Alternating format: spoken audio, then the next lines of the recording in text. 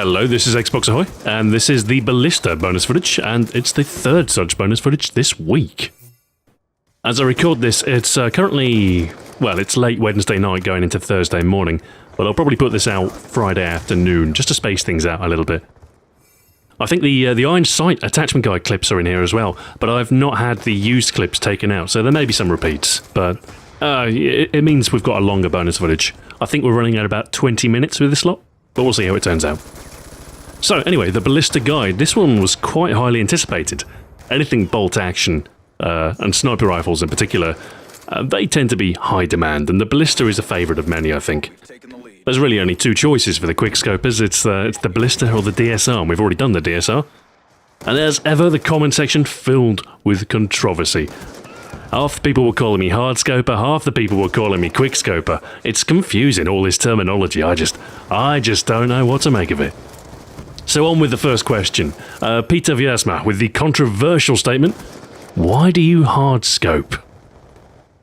So, let's talk about quickscoping. Let's talk about hardscoping. Let's talk about sniper rifles in general. So let's clear up some terminology for those not in the know. There are, I suppose you could classify shots into three different broad categories. There's no-scope, quickscope, and hardscope. A no-scope is when you simply hip-fire with a sniper rifle. This is obviously dependent on luck. You'll see me use it as a last-ditch defense sometimes. Sometimes it pays off. Sometimes, well, most often it won't. A quickscope. Now this is a little bit technical. The crux of it is that when you quickscope, you are basically aiming, but for as little time as possible. That's the idea behind it. So on an Xbox or PlayStation controller, you would press the left trigger, wait until the very moment that your sights come up, and then you pull the right trigger to fire. Now, if you've centered your view directly on a target, close range, or, even at some distance, then the shot will go precisely right dead center, because technically you've aimed in. So quickscoping's kind of used as a way to aggressively snipe. But there's a whole community behind this quickscoping, and there's a whole set of hubris, and I don't know, it's weird, and it seems to be dominated by, shall we say, the younger audience. But anyway, moving on to hardscoping. Hardscoping is, you do the same thing, you press left trigger, the scope comes up, the crosshairs appear, and what you do then to hardscope is you hold the left trigger, and you aim, and then you move the crosshairs to where you want the bullet to go.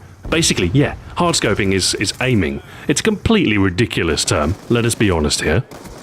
It's rather an elitist term that's put about by people who quickscope, essentially. Alright, let me clarify my position on quickscoping. I have no real issue with quickscoping, but I simply cannot abide quickscopers who would deride someone for aiming with a sniper rifle. Utter bunkum. Utter bunkum. If we go back to the original question asked, why do you hardscope? The way I use a sniper rifle is the way that is most comfortable for me. I aim when I have to, or, when I want to sort of make sure my shot counts. And, well, I don't really go for quickscopes, but sometimes, in a pinch, if someone's at a close range and you find yourself in an unexpected close range engagement, sometimes you do have to aim and fire very quickly. And some people might technically consider that a quickscope. Like I say, I don't really go for them, it happens automatically, it's kind of a twitch reflex. But I'm not a quickscoper, principally by the virtue of the fact that I aim with a sniper rifle. Because of course, in the eyes of the more avid quickscoper, if you aim, you're a filthy hardscoper, and that means you're a noob or something, I don't know. I suppose I'm just grateful that I'm unfettered by any expectations of my sniping. I simply do what comes naturally to me. This is my style of sniping. I call it ahoy scoping, because of course every style of sniping needs a stupid name. Now, as for the accusations of me being a filthy quickscoper in the same comment section, I do want to make one thing perfectly clear, and that is that I never actually technically said quickscoping in the guide at all. It's one of those words I always try to avoid, along with camper. I always try and sort of mince my words a little bit, stubbornly in-placed foes, that sort of thing. I alluded to quickscoping a couple of times. I think I might have mentioned something along the lines of our class is designed to quickly scope in and eliminate an enemy. That technically isn't quickscoping. If I meant quickscoping, I would have said our class is designed to quickscope the enemy. And the terminal line, the conclusion, the yellow text at the end, that said quick scoper. Not quick scoper, quick scoper. I was referring to the improved aim time of the Ballista, clearly. I don't know how anyone could possibly think that I was recommending a quick scoping build. I mean, I suppose conceivably you could quick scope with the build, but really it was just a generic aggressive build with a sniper rifle, which, as it turns out, is my preferred style of play with the sniper rifles. I do like to sort of press things a little bit. I do like to sort of play with an aggressive bent, which, well, you need stuff like dexterity to enable that a little bit with the sniper rifles. So yeah, anyway, yes, that covers most of the hard scoping, quick scoping comments. Some people ask me, do you think quick scoping is unfair / an abuse of a mechanic? It's a tricky one, this, actually. I'm personally okay with the mechanic, because if you try and nerf quickscoping, what tends to happen is you just make the sniper rifles worse all round. If you have a weapon that behaves in an inconsistent way, I don't know, it becomes almost unpleasant to use. I wasn't a big fan of sniping in Black Ops the First, just because there was a little bit of a random element when you were using it. And that sort of thing, it can impact even a conservative style of play with a sniper rifle. So I do think it is important that if your crosshairs are on screen, that should indicate where your bullet goes. Anything else would be, I think, unclear. And if that means kids get on after school and go into free-for-all lobbies and do nothing but what they call quick scoping, then so be it. I'd rather have a set of sniper rifles that are consistently handling and reasonably well balanced than, you know, just eliminating their close range potential just to quash some people's fun. Alright, next question. FG Chrono asks, would you like to see the Pick 10 to return in Ghosts, or do you prefer a more traditional creator class system? I actually don't mind Pick 10. I think Pick 10 I like it. It's better in some respects than the fixed class system with the slots, because, well, I never really used stuff like equipment in Black Ops. I mean, I put some C4 on, you know, just as a token gesture, but I mean, the fact that I could sacrifice that and have, you know, an extra attachment, that does appeal to me. From a video making perspective, it does make building classes a little trickier, I suppose, because you've got so many different possible configurations, and you've got so many people out there with different crutches, you know, like the stock, dexterity, the suppressor, that people can feel justified in saying that, why haven't you got this, Stu? You could have added it with this wildcard. So yeah, the Pick 10 system probably does result in more second guessing from my audience, but that's not so much an issue with the Pick 10 system in itself, so much as it is an issue with my audience. So yeah, I would welcome its return in Call of Duty Ghosts. Actually, one thing I would like to see, I was thinking about, maybe you could have like, I don't like the way the slots are structured. I was thinking maybe there could be different prototype sets of slots, so you could maybe choose like a supply focus and you get more equipment slots, more grenade slots that you can fill.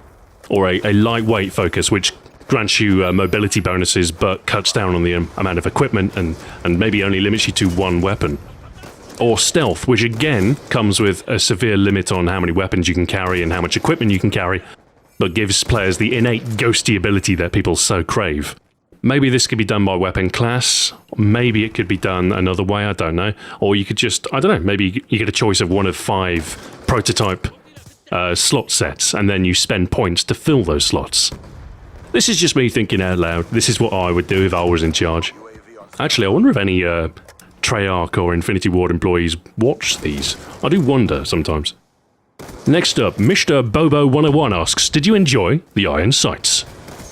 Ah yes, there were some questions regarding the absence of the iron sight attachment in my build. I originally planned to recommend the iron sight because, well, it's a unique attachment and I would have dearly loved to have, actually included it. But after using the attachment for a while and after due consideration, I found it's a fun attachment to use, it is enjoyable, but it's not particularly effective. I mean, whether you like it or not, the Ballista is a sniper rifle and works best at long range, and the iron sights kind of take away a lot of your range potential. So you're left with a weapon which is less good at long range and is already intrinsically not particularly good at the close range either. But it is fun, and I think you can sort of wriggle the iron sight into the build that I did, should you feel so inclined. I was using a fairly similar loadout as I recommended in the main guide for the iron sight attachment video. It was a very similar aggressive build. I think I had the laser sight on for most of the time with the iron sight. Just, for a marginal benefit to that hipfire accuracy. But ultimately, I think I preferred it with the scope. And, I don't know. You're welcome to disagree with me. But I think the iron sight's, it's a novelty, it's fun, but it's probably not the most effective use of the Ballista. Richard Gent says, I thought the Ballista was made by the American division of FN. Perhaps I was mistaken. You're actually probably right. FN does a lot of work with the US Army, a lot of American military institutions. And, well, the FN Ballista was, of course, designed for a US requirement, so it would not surprise me in the slightest if all of the work, if not the majority of the work, were done in the United States. However, in cases like this, I like to sort of go along with the parent company's original location, and FN, of course, are a Belgian company. So that's the country of origin that I go with. I think in the case of H&K as well, a lot of H&K weapons are developed for the US military in the United States. But, you call them a German weapon because H&K, they're a German company. And at least this way I get to use a greater diversity of flags on the first slides. Chris Mercier says, Stu, what do you think about the dual band? Do you think it outclasses the thermal sight from previous games in the franchise? Dual band, it's actually not half bad, is it? It's alright. It's a huge improvement on the previous Black Ops thermal sight, the IR scope. You could not see a thing out of that scope at all, especially not on snow maps. I mean, snow, it was white. It was supposed to be white hot, but snow was white. So yeah, it's definitely nice to see an improved, well, it's dual band, isn't it? You've got the green and black terrain detail with the yellow highlighting. I find it difficult to sort of recommend it wholeheartedly with the, cold-blooded it's a relatively rare perk, but it is kind of annoying you can kind of make people out at least. But to have a counter to an optic it feels a little bit excessive if you ask me. As far as how the dual band compares to the Modern Warfare thermal scope offering, I don't know actually. It wasn't too bad in Modern Warfare 3, it was alright. I think the issue with Modern Warfare 3 is you had fewer attachment slots, so there was probably more competition. So I dare say the dual band is probably the most usable thermal optic ever seen in game. Oh, and there it is. Yeah, it's certainly not a bad option. Whether it's worth a point or not, well, that's up to you. Arab COD player asks, what do you think about the console war? I find it difficult to get excited over console wars. I've seen too many good men die in the Sega Nintendo wars. But the thing about, obviously, PS4 versus Xbox One, that's kind of the major theatre of conflict. The thing about that is, it's almost self-correcting. Because, secretly, Sony doesn't want Microsoft to fail, and Microsoft don't want Sony to fail, because competition actually broadens the marketplace for games. Most games these days are cross-platform. The era when, like the PS2 days, when pretty much everything was unique to its own system, that's over. It doesn't make any sense from the perspective of the publishers. I mean, let's say, in a couple of years' time, the PS4's got an install base of 20 million, and the Xbox One has an install base of, let's say they lose badly. Let's say it's 10 million. They sell half as many. To the publisher, the hardware is similar enough. So it's up to them. They could choose to go PS4 exclusive. But if they do that, they're losing 33% of their potential audience, which is, why would you do that? You wouldn't. You would develop for a market of 30 million as opposed to developing for a market of 20 million or 10 million. It wouldn't really make any difference for the publishers to do anything different, so I don't expect they will. And if we ever see a situation where one console is severely behind, it's always good for the people who chose that console, because you're more likely to see a better service, more incentives, especially on the online services front, from said company. If we look at PSN today, it is clearly a better offering than Xbox Live. When I say PSN, I of course mean PSN Plus. It's about the same cost as Live, but you get a whole slew of extra games. Sony have done this in an effort to sort of encourage people to actually sign up for PSN Plus and, give them a revenue stream. And they've done it in response to Microsoft. And Microsoft have recently introduced free games for Xbox Live Gold members, which is, great. And it's because of the competition between the two platforms that we get these benefits. So a little bit of disparity kind of helps. helps the people on the losing side. So half of me hopes that the Xbox One doesn't sell that well, because Microsoft they're gonna try and make up lost ground and put some sweet deals on the table. It is, if you like, a spot of console war profiteering. But like I say, sad but true, I think the two consoles this gen are going to be very similar. One might have more solid sales, but then another might win on attachment rate. It might win on, how much profit they make as far as hardware's concerned, how memberships are sold, stuff like that. But I am fairly confident that neither Sony nor Microsoft are going to find themselves in any real trouble. Now Nintendo, they need to do something different. They need to get some games out for the Wii U. And they need to stop calling their consoles the Wii. It's just confusing people. Next question, Bossaroo asks, Ahoy Xbox! So now you have used both the Ballista and the DSR? What is your favourite? Well, as I mentioned, I do like to take an aggressive tack with the sniper rifles, so the faster handling traits of the Ballista, definitely more up my alley. So the Ballista is my favourite, I think. Blackflare71 asks, Stuart, have you ever heard of or played in modern combat for the smartphone or tablet? I haven't. Mobile gaming, it's alien to me. It's almost like an entirely different thing to regular gaming. It's weird, I don't know. But I watched a trailer for this Modern Combat and it looks like a moderately competent version of Call of Duty. Or, a clone of it at least anyway. I'm not quite sure how first-person shooter controls translate to something like a tablet, and I don't really want to find out. But then having said that, before I got a console, I was pretty skeptical about using anything apart from a mouse and keyboard for a first-person shooter game, so, well, maybe one day I'll be swayed. XX Triforce64XX asks, Stu, what sensitivity do you use whilst playing with snipers? I actually keep everything set to my usual default, which is, I think it's 6. They changed the scale. I used to play on, was it 2 or 3, whatever the default was in the old games, and then they changed it, so the scale's now like 1 to 13 or something, and the default became 4 or 5, I think. Anyway, I bumped it up a notch or 2, and that's what I play on with all the weapons now, snipers included. You do sometimes feel like your sensitivity's a little bit low in the scope, but it's just what I'm used to, and I don't really like changing it much now. Chubster Woo asks, have you ever dabbled with making music, Stu? In my younger days, I have done a bit of the old production, and on some fronts I wasn't half bad. I mean, a lot of my audio editing know-how comes from my interest in music making, so that's one sort of perk that I've incorporated into my video making. I know my way around a drum machine as well. I can produce something that sounds like music in something like Reason. But the one thing I can't seem to do these days is produce a finished track. I used to do a lot of work in a piece of Amiga software called Octamed, which was a tracker. A tracker was a particular style of music software that used, shall we say, a rather idiosyncratic input method. You had a lot of hexadecimal that flowed up the screen, and in the case of the Amiga you had 4 channels to work with, and you could trigger samples on each of them, you could change the volume, you could change the pitch, and from that you could actually assemble something which was, well, musical. I did that for quite a while actually, and then eventually graduated onto the PC, where I learned a bit of software called Acid Pro, which was owned by Sonic Foundry at the time, but was later bought by Sony. Now interestingly, the timeline style editing in Acid Pro made its way into a little bit of software made by Sony called Vegas. Acid Pro and Vegas are basically the same thing. Vegas just has video tracks in addition to audio tracks.